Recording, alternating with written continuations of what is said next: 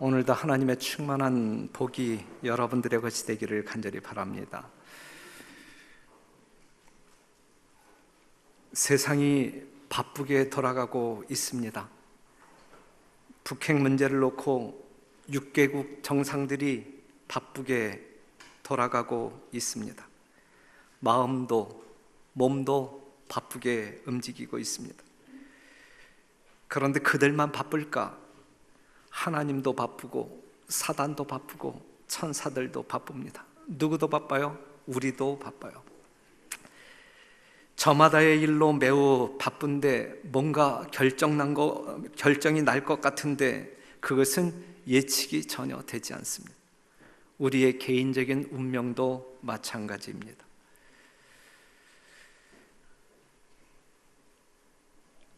하나님이 활동을 시작합니다. 범사에 뭐가 있어요? 때가 있어요. 다니엘서 4장 25절 보게 되면 범사에 때가 있는데 그때에 지극히 높으신 자가 인간 나라를 다스리시며 자기의 뜻대로 그것을 누구에게든지 주시는 줄을 아시리이다. 갈라디아 4장 4절 보게 되면 때가 찼어요. 하나님이 움직이십니다. 하나님이 움직일 때에 역사가 움직여요. 하나님의 천사 가브리엘이 바쁘게 날아다닙니다. 누가복음 1장 19절 같이 한번 읽어요. 시작. 천사가 대답하여 가로되 나는 하나님 앞에 섰는 가브리엘이라. 이 좋은 소식을 전하여 내게 말하라고 보내심을 입었노라. 그랬어요. 가브리엘 천사가 나타나지요. 어떠한 소식을 가지고? 좋은 소식을 가지고 너도 기뻐하고 남도 즐거워할 소식. 우리 별내교회는 그러한 소식을 갖고 있습니까? 우리도 기뻐하고 우리 이웃들도 기뻐할 만한 소식, 그러한 소식이 있는 교회이어야 합니다. 누가복음 1장 14절 너도 기뻐하고 즐거워할 것이요 많은 사람도 그의 남을 기뻐하리니. 때가 되었을 때 숨길 수 없는 좋은 소식이 가브리엘 천사에 의하여 선포되어집니다. 가브리엘 천사가 어디에 나타나지요? 하나님의 성소에 나타납니다. 하나님께 경배 드리는 그 시간에 나타납니다. 하나님 앞에 바로 선 의인들 앞에 나타납니다. 우리 주님 이 땅에 재림하실 때에도 참 진리교회인 안식일 교회를 찾으실 것임에 틀림이 없고 예배 드리기 위해 모여있는 시간에 오실 것임에 틀림이 없다라고 생각이 되어지고 거듭난 의인 바로 여러분들 앞에 나타나실 것이라 생각되어집니다. 사가랴와 엘리사벳이 있어요. 알죠? 우리가 볼 때에 이들은 행복의 요소가 전혀 없는 듯한 사람들입니다. 늙었으면서도 뭐가 없어요? 자식이 없어요. 얼마나 외로웠을까? 그 인생이 무슨 낙으로 살았을까? 하지만 그들에게는 소망이 있었습니다. 4,000년 동안 그 조상들이 기다려온 누구를 기다리고 있었어요? 메시아를 기다리고 있었어요. 메시아의 오심에 대한 소망이 그들에게 있었습니다. 그것이 그들을 행복하게 만들었고 바르게 살 수 있도록 인도하고 있었습니다. 그래서 누가복음 1장 6절 보면 이 두 사람이 하나님 앞에 의인이니 주의 모든 계명과 규례대로 흠이 없이 행하더라. 이 말씀을 통하여 우리는 또다시 우리의 본으로 삼아야 할, 배워야 할 두 사람을 볼 수가 있는 것입니다. 사가랴와 엘리사벳. 이들의 삶처럼 예수님의 재림을 기다리는 여러분들의 삶이 하나님 앞에 의인이며 주의 모든 계명과 규례대로 흠이 없는 생애를 사시는 여러분과 제가 되기를 간절히 바랍니다. 그들의 신앙은 순결했고 열정이 있었고 또한 행동이 있었습니다. 참 아름다운 그리스도인이라 볼 수 있어요. 그들의 의심 없는 기다림의 신앙이 오늘 재림을 기다리는 우리 모두의 신앙이기를 간절히 바랍니다. 누가복음 1장 13절에 있는 말씀을 같이 읽겠습니다. 천사가 시작. 천사가 일러 가로되 사가랴여 무서워 말라. 너의 간구함이 들린지라. 내 아내 엘리사벳이 내게 아들을 낳아 주리니 그 이름을 요한이라 하라. 지금 저는 성경 본문 누가복음 1장 5절에서 23절에 있는 말씀을 토대로 지금 말씀을 정리했습니다. 아시는 바대로 사가랴는 아비야 반열의 사람이었고 제비 뽑았을 때에 그가 성전에서 봉사하게 되죠. 그가 성전에서 봉사하게 될 때 누구를 만나요? 가브리엘 천사를 만납니다. 그런데 13절에 이 천사가 나타나서 하는 말이 뭐냐면 사가랴여 무서워 말라. 너의 무엇을 들었다? 간구함이 들린지라. 간구함이 들린지라. 그리고 나서 한 이야기가 뭐냐면 내 아내 엘리사벳이 없던 아이가 생겨서 아들을 낳아 주리니 그 이름을 요한이라 하라. 이러한 메시지를 전했어요. 자, 성도 여러분, 가브리엘 천사가 누구의 기도를 들었어요? 사가랴의 기도를 들었어요. 너의 간구함이 들린지라. 그러면 사가랴는 무엇을 간구했을까? 무엇을 간구했을까? 참 궁금하지 않습니까? 사가랴는 하나님께 무엇을 달라고 기도했을까? 오늘 여러분들은 하나님께 무엇을 달라고 기도하는 사람들인가? 사가랴는 무엇을 달라고 기도했을까? 하나님이 들으셨다 그랬는데, 그의 간구를 들으셨다 그랬는데 무엇을 달라고 기도했을까? 곧 뒷이야기를 보게 되면 무엇을 달라고 기도한 것 같아요? 아들을 달라고, 자식을 달라고 기도한 것 같아요. 너의 간구함이 들린지라. 그러면서 엘리사벳이 내게 아들을 낳아 주리니, 이제 이 말을 보게 될 때에, 사가랴는 이 성소에 들어가서도 아들을 달라고, 자식을 달라고 기도했나 보다. 우린 그렇게 추측이 되어집니까? 그렇게 추측이 되어져요. 정말 사가랴와 엘리사벳은 자식을 달라고 기도했을까? 그들이 간구한 내용이 그들의 자식이었을까?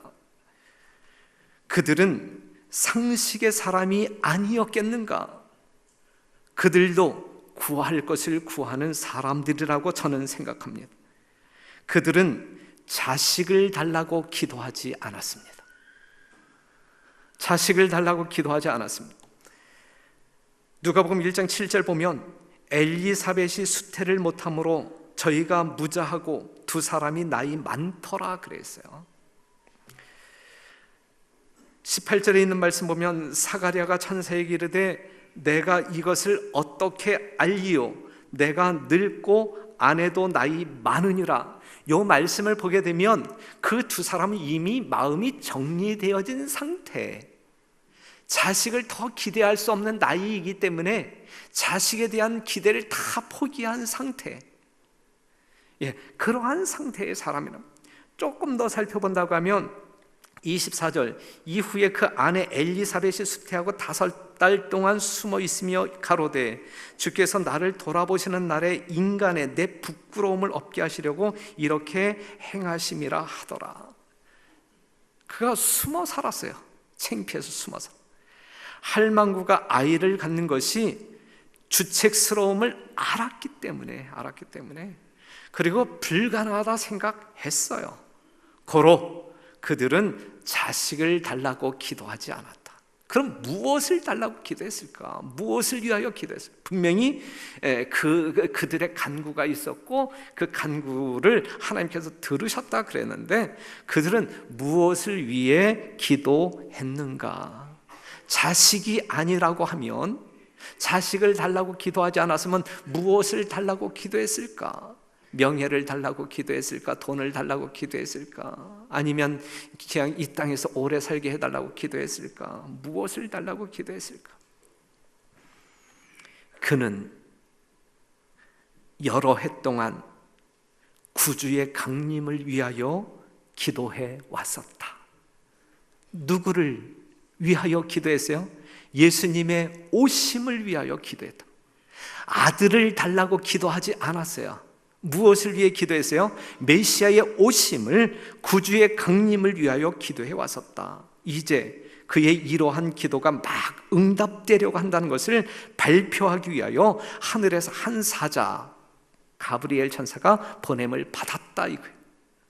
무슨 말씀인지 이해가 되죠? 사랑하는 성도 여러분, 아들이 필요한 그들이 아들 달라고 기도하지 아니하고, 그들은 오직 누구 달라고 기도한 거예요? 예수님 달라고, 오실 예수님 오게 해달라고, 우리를 구원해 달라고 그렇게 기도했어요. 사랑하는 성도 여러분, 그의 소망은 오직 자기 자식이 아니라 구세주임을 보여주고 있어요. 여러분들의 소망은 무엇입니까? 현세적인 어떠한 것입니까? 여러분들의 소망은 무엇입니까? 사가랴는 메시아를 기다렸고 그 기다림이 그들의 삶의 목적이었습니다. 그들은 예수님을 영접하기 위해 늘 준비되어 있는 사람들이었어요.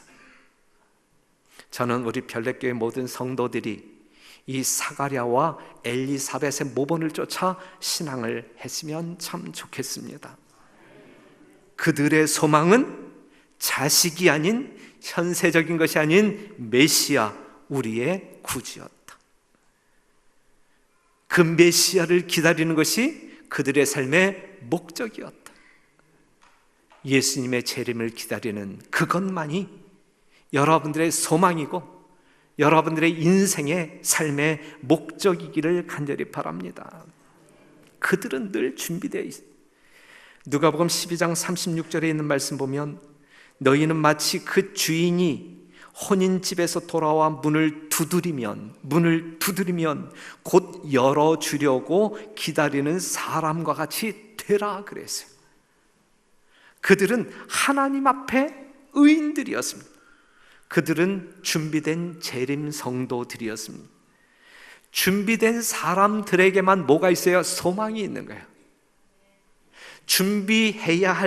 준비할 사람들에게도 소망이 있나요?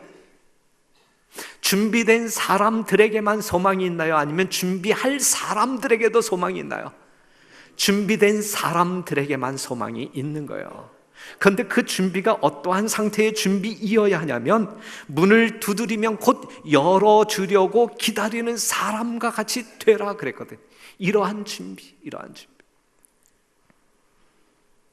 사랑하는 성도 여러분, 우리는 이러한 준비된 사람들, 준비된 성도들, 그래서 예수님이 오늘 오신다 할지라도 그냥 문 열어줄 수 있는 모든 것이 준비된, 그리하여 오늘 우리의 심령 가운데는 어떠한 불안함도 아니고 어떠한 기대도 아니고 소망으로 가득 찬, 지금 오신다 할지라도 내가 예수님의 영접을 받을 수 있는 완벽한 준비가 갖추어진 그러한 사람들로 생애하는 복된 여러분 되시기를 간절히 바랍니다.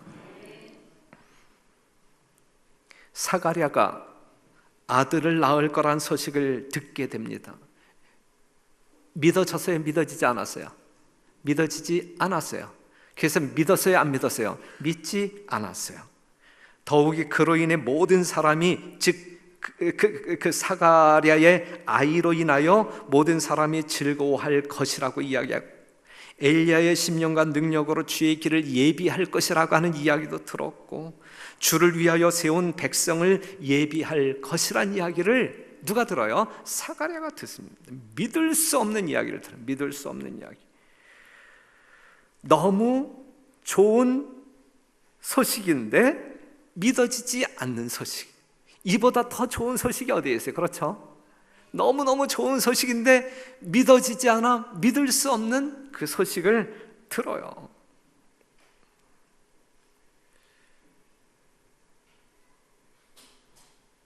아들 때문인가? 아니면 예수 때문인가? 그는 놀라운 축복의 선언을 듣습니다. 아들을 낳을 거란 소식, 그 아들이 엘리야라고 하는 것. 그런데 그 당시에 살았던 사람들은 말라기 4장 5절의 예언을 다 알아요. 예수님이 오시기 전에 누가 먼저? 엘리야가 올 것이라고 하는 이 말라기 4장 5절의 예언을 다 알고 사는 사람들이었어요. 그리고 마태복음 17장 10절에서도 제자들이 묻자와 가로되 그러면 어찌하여 서기관들이 엘리야가 먼저 와야 하리라 하나이까? 예수께서 대답하여 가라사대 엘리야가 과연 먼저 와서 모든 일을 회복하리라 그랬어요. 즉 주님이 구세주가 이 땅에 오기 전에 엘리야가 먼저 와야 된다라고 하는 사실을 그 당시 모든 사람들이 알고 있었단 말이에요. 그런데 가브리엘 천사가 지금 사가랴에게 나타나서 아들이 있을 것이다, 그가 엘리야의 10년간 능력으로 일할 것이다 라고 이야기하고 있는 거예요. 그리하여 사가랴의 마음 가운데 이제 말할 수 없는 기쁨이 이제 찾아와요. 이보다 더 좋은 소식은 없는 거예요. 더 좋은 소식은 없는 거예요. 그런데 그 좋은 소식이, 이 사가랴에게 이 좋은 소식이 아들 때문인가 아니면 예수 때문인가요? 예수님 때문에. 엘리야가 온다는 말은 예수님이 오신다는 말이기 때문에 그래요. 그들이 아들을 얻는다는 소식이 그들을 기쁘게 했을까? 물론 기쁘게 했겠죠. 그들의 아들이 예언되어진 엘리야라는 사실로 놀랐을까? 물론 놀랐겠지. 야, 우리 아들이 엘리야야? 얼마나 놀랐겠어요. 그런데 그것보다 그들을 더 기쁘고 놀라게 감격시켰던 것은 구세주의 오심에 대한 확신 때문이었다라고 하는 사실이죠. 오늘 이 시대의 여러분들에게 어떤 기쁨의 요인들이 많이 주어질 수 있어요. 여러분들이 누리는 축복으로 말미암아 여러분들은 즐거워하는 생애를 살 수 있어요. 여러분들에게 좋은 소식이 늘 들릴 수 있어요. 하지만 여러분들의 심령을 감격시킬 수 있는 진정한 소식이 있어야 한다고 하면 그것은 어떠한 소식이어야 할까? 그것은 예수님 오심에 대한 소식. 사가랴가 기뻐했던 것처럼 예수님 오심에 대한, 재림에 대한 소식이 우리의 심령을 감격시켜야 할 것입니다. 아들 없이도 살아왔던 그들은 오직 메시아의 구세주만을 기다리며 살아왔던 것입니다. 그들은 아들을 기다린 것이 아니라 누구를 기다리고 살았어요? 예수님을 기다리고 살았다. 그래서 이 엘리야에 대한 소식을 들었을 때, 자기 아들이 엘리야라고 하는 소식을 들었을 때에 그들은 감격할 수밖에 없었던 거예요. 그 아들 때문에 감격한 것이 아니라 예수님이 곧 오신다라고 하는 소식 때문에 이 사가랴는 감격할 수 있었던 것입니다. 누가복음 1장 20절에 있는 말씀 보면, 보라, 이 일에 되는 날까지 내가 벙어리가 되어 능히 말을 못하리니 이는 내 말을 내가 믿지 아니함이oni와 때가 이르면 내 말이 이루리라 하더라 그랬어요.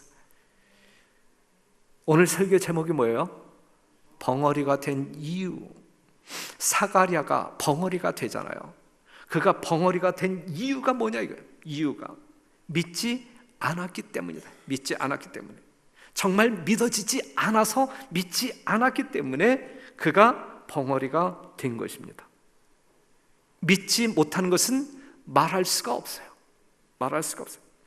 믿지 않은 것을 말할 때에, 내가 믿지 않는 것을 말할 때에 그것을 듣는 사람들은, 그 말을 듣는 사람들도 믿지 못합니다. 믿지 않는 사람들이 말할 때에 거기에는 반드시 부작용이 있는 거예요. 결국 하나님은 사가랴가 믿어질 때까지 기다려 주십니다. 하나님의 말씀대로 침례 요한이 태어나죠. 사가랴의 입이 그때 열립니다. 열린 입으로 그는 하나님을 찬양하고 친속과 민족들에게 구주의 오심을 알립니다. 자기의 아들 태어난 것을 축복해 달라고 내가 아들을 낳았다. 이 늦은 나이에 기적적인 방법으로 하나님의 축복으로 아들을 낳았다, 이 세상 동네방네 떠들고 돌아다닌 것이 아니라 예수님 오신다, 이 소식 떠들고 다녔어요. 그의 입이 열렸을 때 말이죠. 그의 입이, 벙어리 되었던 그의 입이 열렸을 때에 그가 외쳤던 것은 내가 아들을 얻었다가 아니라 예수님 오신다, 그 기별을 증거하고 다녔단 말씀이죠.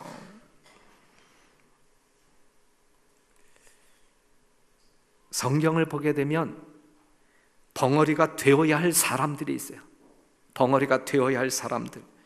지금 이야기한 것처럼 하나님은 믿지 않는 자의 입을 막으신다 그랬어요.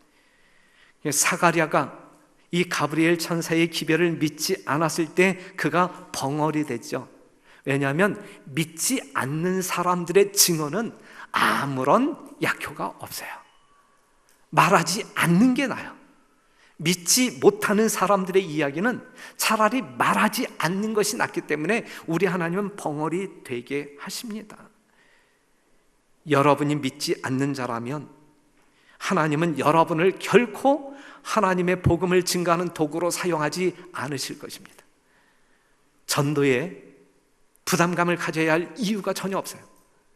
여러분들이 예수님의 소망으로, 재림의 소망으로 불타오르는 마음이 없다고 하면 담임 목사가 전도합시다 이웃 초청 안식일이 다가오고 있어요. 전도회가 다가오고 있어요.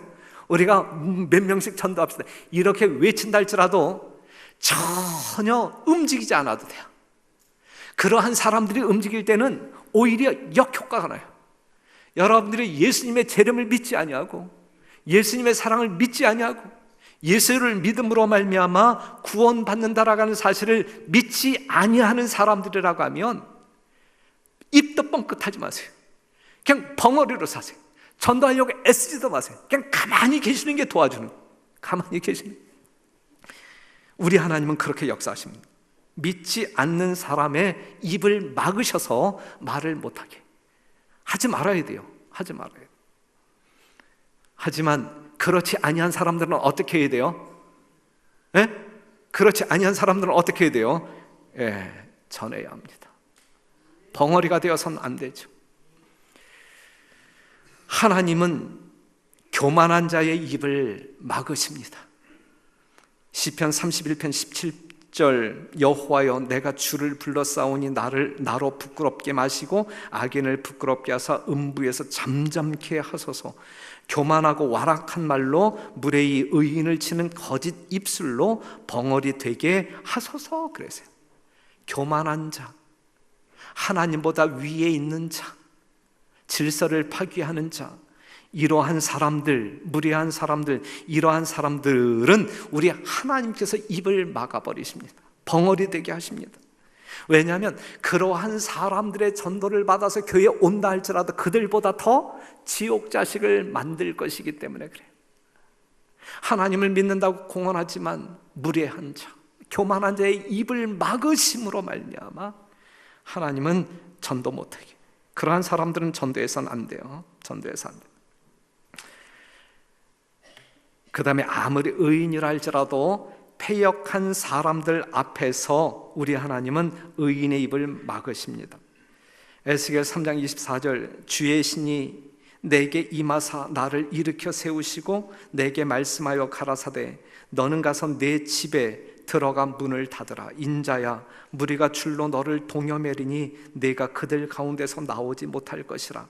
내가 내 혀로 내 입천장에 붙게 하여 너로 벙어리 되어 그들의 책망자가 되지 못하게 하리니 그들은 패역한 족속임이니라 그랬어요. 패역한 족속들 앞에서는 하나님께서 전하지 못하게 하십니다. 벙어리 되게 하심으로 말. 그래서 예수님도 헤롯 앞에서 잠잠히 계셨고 참소하는 수많은 사람들 앞에서 잠잠히 계셨습니다. 왜냐하면 그들에게 말한다 할지라도 그들에겐 들을 기가 없으므로, 그들의 양심이 이미 굳어져 있기 때문에 아무리 이야기한다 할지라도 귓등으로도 듣지 않을 것이기 때문에 하나님께서는 그냥 잠잠히 있으라 말하고 있는 것입니다. 그렇다고 하면 성도 여러분, 여러분들은 어떠한 사람들이십니까? 여러분들은 어떠한 사람들이십니까? 불신의 사람입니까? 교만한 사람입니까? 아니면 패역한 사람입니까? 만약에 여러분들이 그렇다고 하면 여러분들은 벙어리로 살아도 돼요. 복음을 증거하는 일에 전혀 동참하지 않아도 돼요. 전도지를 들고 나가자 한다 할지라도 그냥 여러분들은 집으로 가면 돼요. 안식일 오후에 교회에 남아서 봉사할 이유가 전혀 없어요.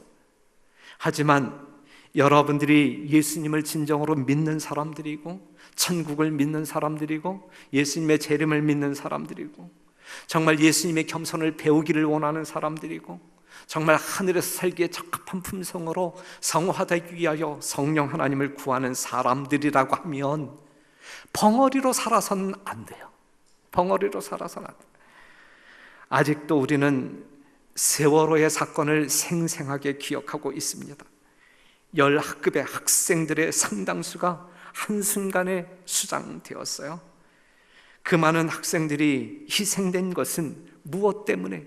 외침이 없었기 때문에, 떠드는 사람이 없었기 때문에, 외침이 없었기 때문이었습니다. 외침이 있었어도 잘못된 외침만 있었기 때문에 그들이 그렇게 희생된 것이거든. 안내방송만 제대로 했어도 많은 사람들이 목숨을 잃지 않았을 텐데 그곳에 외침이 없었기 때문에. 오늘날 이 세상은 침몰하고 있지 않습니까? 침몰하는 이 지구성, 외침이 없음으로 말미암아 수많은 사람들이 죽어가고 있습니다. 하나님의 붙드시는 성령은 지금 세상에서 떠나가고 있다. 태풍과 폭풍, 폭풍우와 화재와 홍수, 그리고 바다와 육지의 모든 재난들이 급속히 잇따라 일어난다. 과학자들은 이러한 모든 것에 대하여 설명하라고 애쓴다. 우리 주위에서 일어나는 많은 징조들은 하나님의 아들의 임박한 재림을 말해주는 것인데도 불구하고 그 참 원인보다 다른 데서 기인된 것이라 생각한다. 사람들은 하나님의 종들이 인침을 받을 때까지 불지 못하도록 내 바람을 붙잡고 있는 파수하는 천사들을 보지 못할 것이다. 그러나 하나님께서 놓으라고 천사들에게 명하실 터인데 그때에는 글로 묘사할 수 없는 전쟁의 광경이 나타나게 될 것이다. 지금 우리 눈앞에 있는 사건입니다. 하나님의 백성들은 경고를 받고 시대의 징조를 분별해야 한다. 누가? 여러분들이 이 세상이 어떻게 돌아가고 있는지 분별할 수 있는 능력이 있어야 된단 말이에요. 예수님의 때가 아직 멀었는지 심히 임박했는지 내가 이렇게 살아도 되는지 안 되는지 분별할 수 있는 능력이 있어야 된단 말이죠. 그리스도의 오심을 알려주는 징조들을 너무도 분명하여 의심할 여지가 없다. 그러므로 이런 점으로 볼 때 진리를 믿노라고 공언하는 모든 사람들은 산 전도자가 되어야 한다. 살아있는 전도자가 되어야 한다.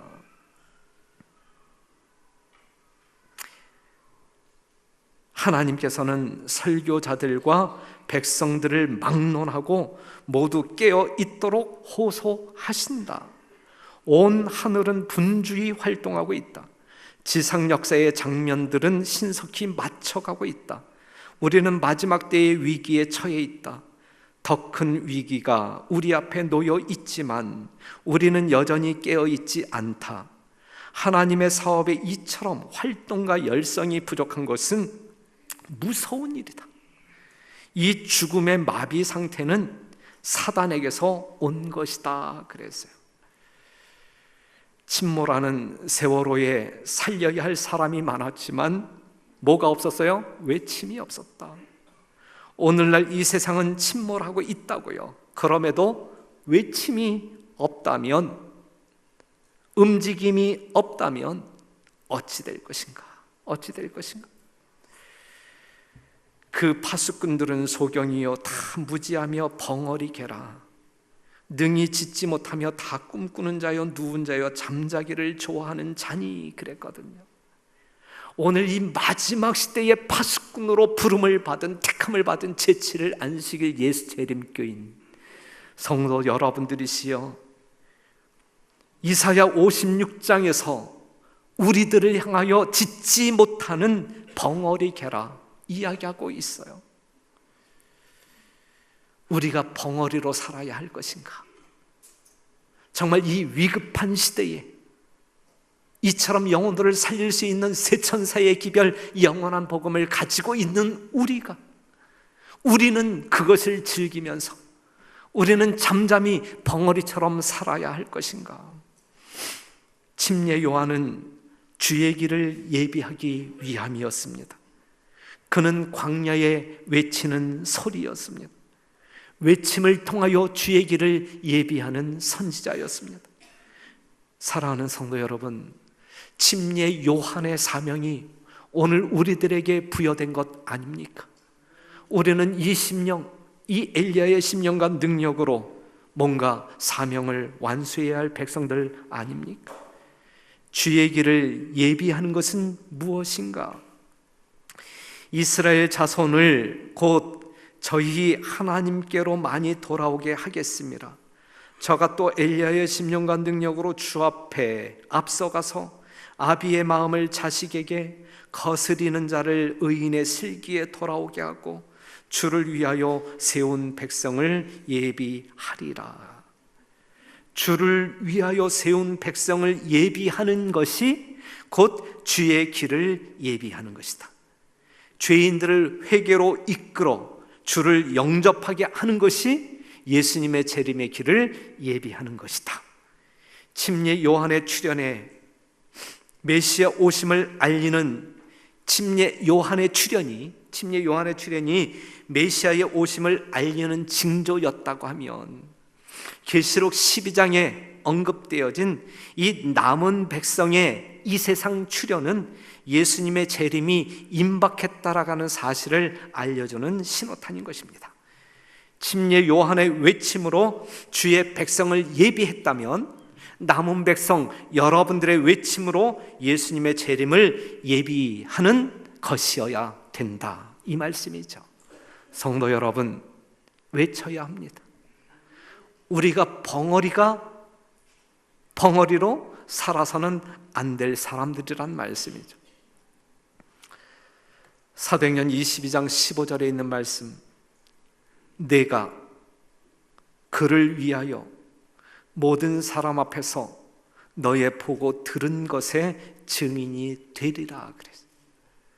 사랑하는 성도 여러분, 지금까지 살아오시면서 보고 들은 것이 있잖아요.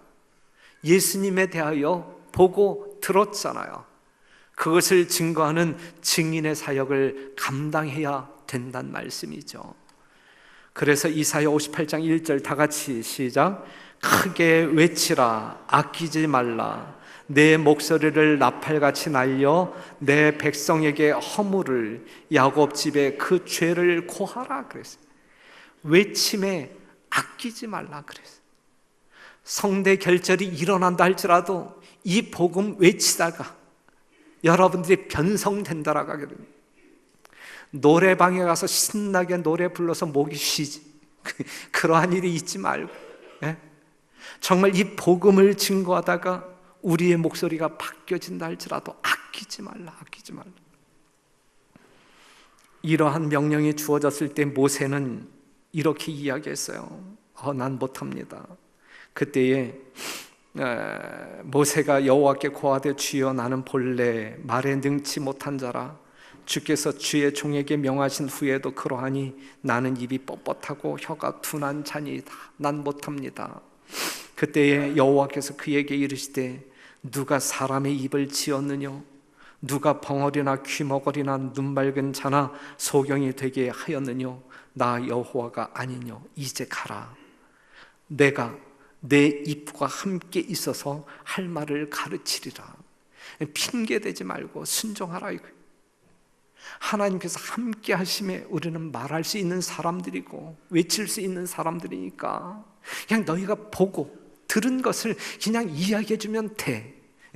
그러면서 가라고 우리 주님께서는 말씀하고 있는 겁니다.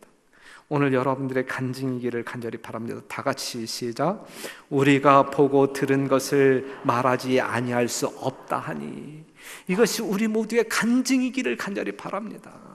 견딜 수 없는, 우리가 보고 들은 것을 말하지 아니할 수 없다. 우린 벙어리로 살아서는 안 될 사람들이거든요. 우리가 벙어리로 살아야 할 사람들이라고 하면 내가 입을 꼭 다물고 있지 아니한다 할지라도 우리 하나님이 벙어리 되게 해 주실 거예요. 입을 봉해 주실 거예요. 하지만 여러분들이 진짜 예수님을 믿고 구원받은 천국 백성들이라고 하면, 특별히 이 마지막 시대에, 이 지구 역사 이 마지막 시점에 택함을 받은 남은 백성들이라고 하면 벙어리처럼 살아서는 안 되는 거예요. 벙어리 개로 살아서는 안 되는 거예요. 무용지물이 아무 쓸모가 없는 거예요. 아무 쓸모가 없는 거예요. 우리는 보고 들은 것을 말하지 아니할 수 없다. 외침이 있어야 되고 소리를 내되 분명한 소리를 내야 합니다. 그래야만 사람들을 살릴 수 있으니까.